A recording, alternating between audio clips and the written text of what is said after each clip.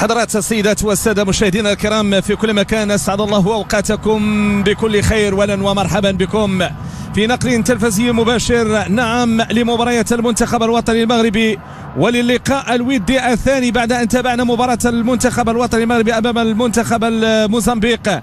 الآن سنتابع الإطلالة أمام منتخب أوغندا، واحد من المنتخبات التي ستكون حاضرة على مستوى المشاركة الإفريقية، واحد من المنتخبات اللي ممكن نقول على أنها تأتي في هذه الظرفية. هنا بمدينة طنجة، هنا صورة على الجماهير، صورة على المناصرين، صورة على المتابعين الذين يحضرون في المدرجات والذين يتابعون هذه المباراة، وأيضا سيساندون لا محالة عناصر المنتخب الوطني المغربي وسيبحثون من أجل مشاهدة مقابلة جيدة رائعة. نتمنى أيضا لكل مشاهدي قنوات الشركة الوطنية للإذاعة والتلفزيون المغربية، تابعنا الاستوديو التحليلي وتابعنا أيضا كل التفاصيل الصغيرة والكبيرة لهذه المباراة وللحوار الذي سينطلق بين المنتخبين. الصور العامل الإيجابي وتعطى إذن في هذه اللحظات مشاهدينا ضربة البداية. ينطلق اللقاء بين المنتخبين معا، كرة لصالح المنتخب الوطني المغربي من الجهة اليمنى، محاولة المرور بهذه الكيفية ولكن فأخطأ الانطلاق، يبحث عن كرة من الجهة اليمنى، تمريرة كاصطدم بالدفاع. الدفاع ينقذ المنتخب الوطني المغربي، تمريرة الجهة اليسرى عند حمزة إيكان أو تمريرة ديال أوناحي، فرصة ديال أوناحي كيختار التسديد ديالو المباشر صوب المرمى. يذكرنا بالهدف ديالو الماضي امام منتخب الموزمبيق، وايضا كيذكرنا بالاسلوب ديالو ايقاف الكره والاستعانه بالاطراف ديال الشبكه او الاطراف ديال المرمى، يختار دائما الزاويه البعيده.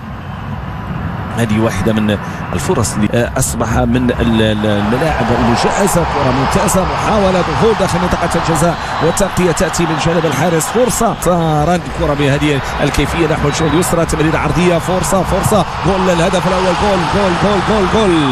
الهدف الأول المغربي يأتي بهذه الكيفية من الجهة اليمنى، عملية هجومية، ونايل العيناوي يضع الكرة في الشباك معلنا عن أولى أهدافه مع المنتخب الوطني المغربي. نايل العيناوي من الجهة اليمنى تعامل مع هذه الكرة، لعبها بشكل ممتاز وتمكن من وضع الكرة في الشباك معلنا عن الهدف الأول في الدقيقة الخامسة أو الدقيقة الرابعة. يجي الهدف الأول، هذه البداية التي تأتي من جانب المنتخب الوطني المغربي. ده 1-0 وداخلين بأسلوب هجومي.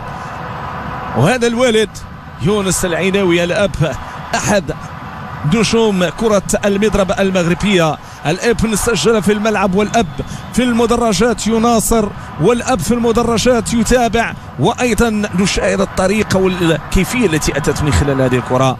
نايل العيناوي كان في وضعية جيدة، صحيح أن اصطدمت في الدفاع وطريقة صوب المرمى مباشرة. تمريرة الصباري، الأسيست وصناعة هذه الكرة والتمريرة جاءت من جانب الصباري، ثم التغطية لم تكن إطلاقا بالجيدة من جانب الدفاع. من لمسها هو أشاييه بيغ، ولكن نايل العيناوي هو من كان له الفضل في إتمام هذه الكرة ولمس هذه الكرة وتحويل مسارها صوب المرمى.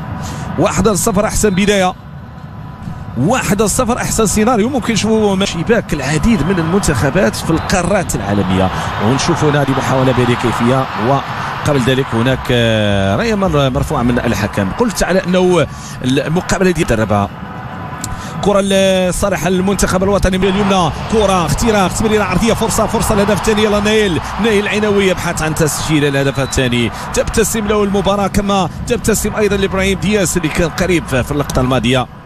عملية هجومية، اختراق، دخول ويحضر معها بقوة. نشوف هذه الكرة تنفذ أمامية، محاولة مغربية، فرصة، إمكانية تسجيل الأهداف جاءت من جانب الصباري اللي قام بالأسيس بتمريرة مؤدية نحو منطقة الجزاء، والآن كيقوم بتسديدة كورته إلى خارج نقاط الملعب.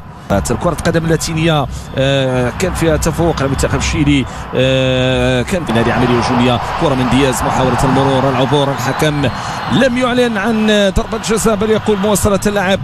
الجهة اليسرى، البحث عن الانسلال وتمرير صوب أوناحي تمريرة ممتازة صوب دياز، برايم المراوغة، اختراق، تسديدة مباشرة صوب الحارس. تسديدة ديال ابراهيم دياز، لعب الكرة ديالو داخل منطقة الجزاء، حاول ما امكن انه يروضها وبعد ذلك يسدد. 26 سنة. لاحظوا هنا برجل اليسرى حاول يركنها في الزاوية البعيدة ولكن ما مشاش كما كان يتمناها لاعب ريال مدريد والسابق.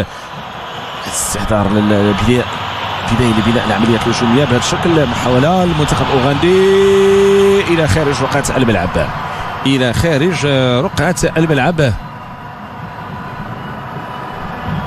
لاحظوا أن المحاولة واحدة جات بهذه الكيفية، دخول داخل منطقة الجزاء وكانت أن تشكل خطورة سددت التي تهم كرة القدم النسوية. لكن دعونا نتابع هذه اللقطة وسنعود للمعطيات لاحقا. مزراوي عند مرابط تمريرة ممتازة في العمق، محاولة الاختراق والدخول، ولكن يبدو على أنه ناحيك في وضعية صعبة، لم يتمكن من العبور، لم يتمكن من المرور كيف ما تابعنا في اللقطة الماضية تحديدا. غانم سيس كيف عدا الخطأ، حلول في الهجوم، كرة لإبراهيم لدياز، الاختراق، الدخول داخل منطقة الجزاء، تغطية دفاعية وسقوط يأتي بهذه الكيفية. كان قريب إبراهيم دياز أن يستفيد من هذه الكرة، ولكن هنا المثابرة من جانب أرشايي هيربير اللي سقط داخل منطقة الجزاء. تمريرة أمامية، محاولة الاستلام، نعم إبراهيم دياز، اختراق، دخول داخل منطقة الجزاء، فرصة من إبراهيم دياز، تمريرة سديدة، ولكن ما كيتمكنش اللاعب حمزة إيغامان من وضع الكرة في الشباك. ما كتوقعش كيفاش ممكن يخرج كرة من الأقدام ديالو. كرة لصالح المنتخب الأوغندي، تسديدة بهذه الكيفية مباشرة صوب الحارس. ثاني تسديدة المنتخب الأوغندي منذ انطلاقة المقابلة، 29 دقيقة. هذه ثاني تسديدة كنشوفوها وكتجيب هذه الكيفية. الحارس بونو في المكان المناسب، كنعتبرها من المحاولات النادرة. غادي يوصل الكرة ديالو، تمريرة عرضية، فرصة تسديدة، ولكن ما مشاتش بالكيفية المطلوبة. كترجع عند إبراهيم دياز، دخول داخل منطقة الجزاء، كيسدد ضربة مرمى. كيقول الحكم في الوقت اللي إبراهيم دياز نزل أمام جوج ديال اللاعبين، استعمل الصدر ديالو في الوقت اللي كنشوفوا أيضا حارس المرمى اونيانغو تينيس اللي كيقول بأنه هناك لمسة بالنسبة لإبراهيم دياز في اللقطة الماضية. غادي نشوفوا هنا الإعادة. نصير مزراوي استعمل الصدر ديالو، بعد ذلك دخل داخل منطقة الجزاء. شوفوا اللقطة، تسديدة بهذه الكيفية، احتلال رجعت من جديد لتكون مغربية عن طريق سفيان مرابط للجهة اليمنى. مزراوي ماذا يفعل؟ مزراوي تمرير عرضية، فرصة ممتازة، هدف ثاني للمنتخب الوطني المغربي عن طريق اسماعيل السباري في الجهة اليسرى، كيتمكن باش انه يدخل داخل منطقة الجزاء وكيركن الكرة في الشباك بأسلوب مميز. اسماعيل السباري تعامل مع الكرة بشكل ممتاز، تمريرة عرضية جانبية داخل منطقة الجزاء. ما نساوش بأنه صاحب التمريرة اللي جاء من خلال الهدف الأول المنتخب الوطني المغربي، والآن هو صاحب الهدف. تمريرة عرضية عن طريق نصير مزراوي، وكيتمكن من وضعها في الشباك اللاعب اسماعيل السباري. لاحظوا التموضع ديالو، المكان اللي كيتواجد فيه، وايضا كيفاش انه انهى الكره. هنا الدور ديال التموضع، وايضا الدور ديال اللاعب اللي دخل في المقابله ومركز ويبحث لاستغلال كل الفرص. اذا وليد الركراكي سعيد بالهدف الماضي، حسرة امامنا لاوتشو خالد وهو عميد المنتخب الاوغندي امام اللاعب.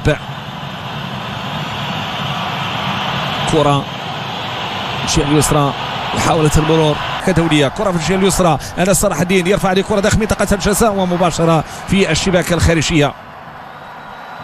محاولة تأتي بهذه الكيفية، ولكن في آخر المطاف التغطية من جانب الدفاع.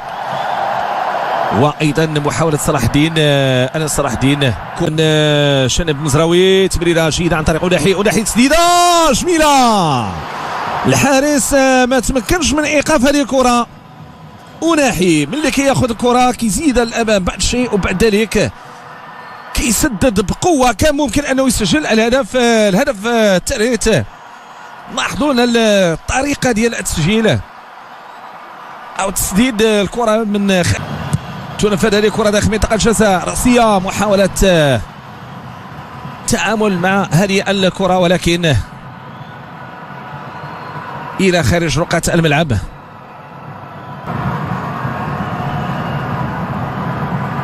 أخرى أوناحي مرة أخرى، تمريرة ممتازة عن دياز بالكعب. كأننا دخلنا في لعب الاستعراضي، كأننا دخلنا في